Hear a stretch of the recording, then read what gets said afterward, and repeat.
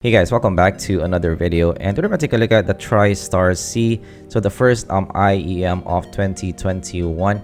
So I asked you guys in Twitter what are your suggestions for the next IEM that I should review in a poll, and this was the winner. The second one is the heart mirror, so I might check that out next. So actually, if you want to take part in the voting, you should join the Twitter account, links down below, and also in the future the Patreon as well. I will get votes there as well, so you should try to join a Patreon as well if you want to support the channel. So really interesting about the Starsea is before I did review a IEM. It was cool, but it didn't really go to the top 5. So this one is more expensive, around $100 or 5,000 pesos. But it has the star in the name, and my favorite is a Starfield, so I'm not sure if that's something that they're referencing with, but really interesting to take a look at. So let's unbox this thing now.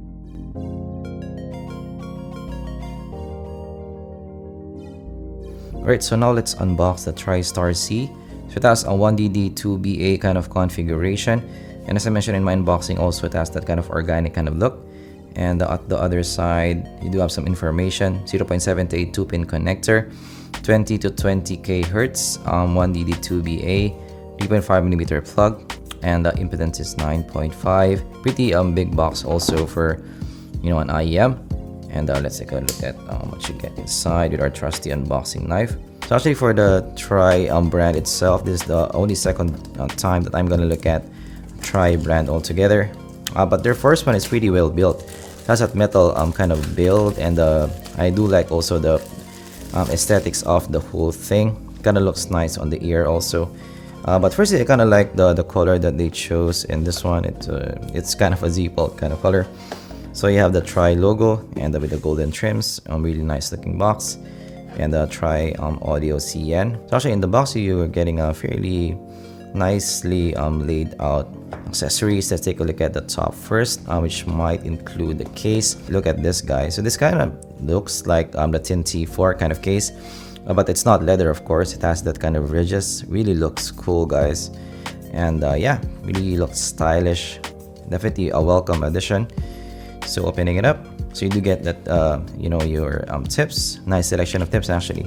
So you do get additional tips as well, and you're getting more tips, and you're getting the cable as well. So the cable is in 2-pin connector kind of configuration, and this seems to be fairly well built kind of cable. Kind of looks like an 8-core from the get-go, and it kind of feels nice as well. So really cool. Let's put this aside, and let's open up the other tips that's included in the kit. So actually, you do get additional foam tips, which is nice also. So actually, fairly good selection of tips. This kind of reminds me of the Tin T2 or the Tin Audios of the world, in terms of the overall case, that you have a lot of tips inside, and you're getting a really good value out of it, because yeah, of course, if you're gonna buy additional tips, it will cost you as well. So let's take a look at the IEM itself. And actually, from what I'm feeling from the look itself, it definitely looks and feels good in the hand. As you guys can see, it actually has some weight to it, and it has that glossy kind of finish, which is definitely something I do appreciate. And you have that gold trims as well, and yeah, very welcome addition, guys. You have some fins. This is what I was asking for from manufacturers to do. You have some fins already. This will be more stable in the ear. This kind of my favorite kind of design, like the BA5, one of the most stable shape that I have seen. So gold trims as well at the top, and you do have some filters there. And yeah, this is the logo itself, and the texture and the design also really looks nice. Kind of reminds me also of the Fearless audio kind of design. Definitely looks sleek in this one. So if you're into design, this might be something that you can consider. Kind of looks better compared to the Starfield, I would have to say. And this kind of the color, this now the color of zpolt channel. So yeah, it kind of fits me. I like the aesthetics overall. Right, so let's put it on the ear and give you guys my impressions and how this sounds. Wearing it on the ear, definitely really stable. So because of that fins kind of design, this is really stable on the ear. One of the more stable ones in the ear that I have tried. The ceiling is above average and this one, very good ceiling overall.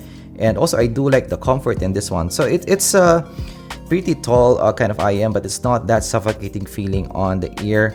So it's not that small, but it's not suffocating feeling. There's still some breathability on the ear. This might be comfortable to listen to for a long listening session, which is nice. And again, that earwax definitely helps out in making this more stable on the ear. So really cool fit overall, and definitely yes, it has that premium feel to it. More so compared to some IEMs here in this price range. The build quality for me kind of punches above its weight in terms of the overall feel in the hand. So let's try it on the ear, and I'm gonna give you guys my impressions in how this sounds like. So remember guys, before you play any music, try to pull the volume down. So now we measured it and also listened to more tracks as well. So as you can see from the graph, definitely the bass is boosted in this IEM. As for maybe in my first listen, I kind of found the bass on some tracks to be quite prominent in the mix. And also as you can see from the 10K region guys, it has a bit of elevation as well. So this is what I mentioned in my initial listen, that sometimes there's some shimmer on top, which makes it a more kind of exciting kind of listen. So actually the vocal region, the mid region is a bit recessed in the mix, but actually not that much, so it's not a big valley for me. But definitely the key highlight here is the bass region is definitely forward in the mix. And actually the sub bass region also is really prominent in the mix. So actually this is one of the key things that I realized afterwards listening to more tracks in this one. The sub bass is really dominant in this, really one of the deep sub basses that I have heard in this price range. So definitely one unique selling point of this. So the highs are lively in this one. It has some elevation on the high frequencies, which makes it a bit more energetic to listen to. So the cymbals have a bit more shimmer on top and a bit more liveliness on top.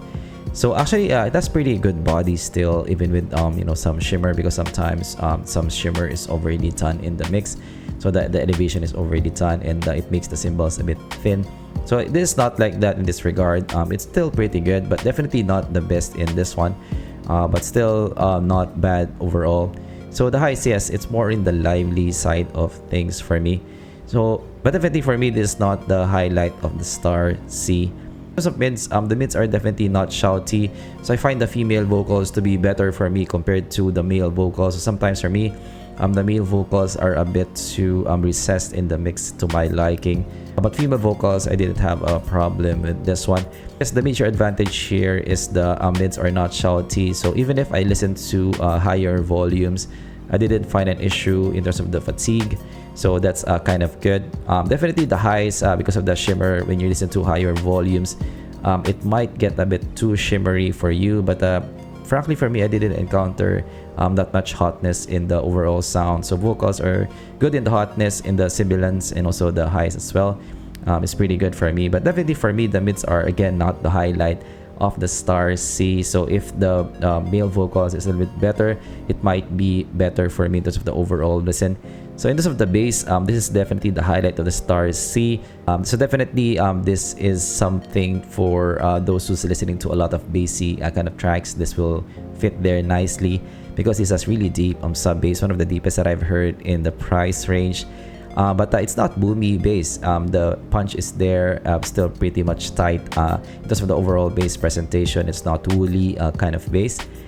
So yeah, I would say good quality bass in this one overall. It doesn't overpower the rest of the spectrum. You can still listen to the mids, to the other parts of the spectrum. Still, the bass is, yes, elevated in the mix, but not, I would say, overly done that it drowns out the rest of the spectrum. So overall, actually, I will characterize the sound as a clean kind of sound. So mids and the highs are not that overly smooth in terms of the overall presentation.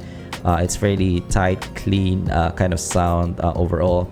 So actually, because of that clean kind of sound, the separation is really good in this one. Again, one of the highlights for me. So even if the bass is a bit more forward in the mix, so yes, one of the best that I've listened to for me in the price range. This is the soundstage.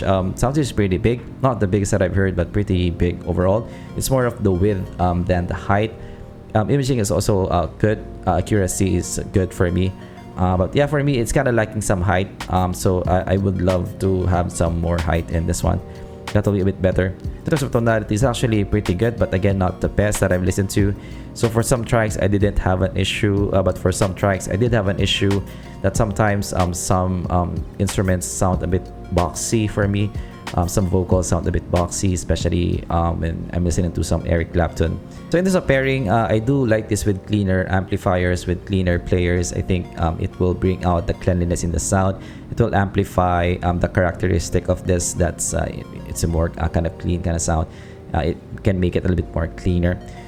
So yes, the strength will be amplified with cleaner amps for me. So I did like it with my Chord Hugo over my WM1As. Compared to the Starfield, quick comparison because they both have stars in their name.